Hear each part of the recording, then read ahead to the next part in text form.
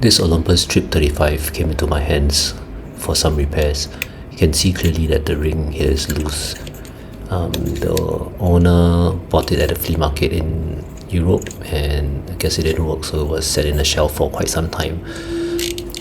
The shutter works, you can hear it firing, but the aperture seems to be stuck, and the red flag isn't working. So let's take a look from the back just to be sure.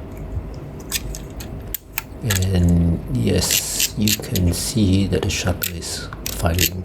It's working fine. So let's take this apart and see if we can fix it. So as I was taking this apart, I think somebody tried to repair it and couldn't, and just put it back together. There are actually 3 rings inside this lens, and each of the rings are held by 3 screws, but I only found 1 in each of these rings, hence that's why the lens was just rotating all around. So managed to clean up the aperture so that it works now. The base plate also had a rusty screw, so I had to break it off, and this red flag was actually blocked by the cables, so there's actually a groove at the bottom that holds the cables away, so I managed to move it out of the way. There's actually also 2 ball bearings inside the lens, but I only had found one, so good thing that I had an extra somewhere, so I could put it back. So this camera was introduced in 1967. It was designed for travelers, hence the name Trip.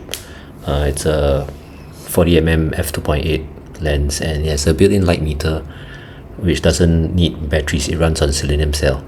And this cool thing about this camera is it actually has a red flag indicator that appears and doesn't allow you to shoot if you are in low light, so it saves you from wasting a film for an underexposed picture.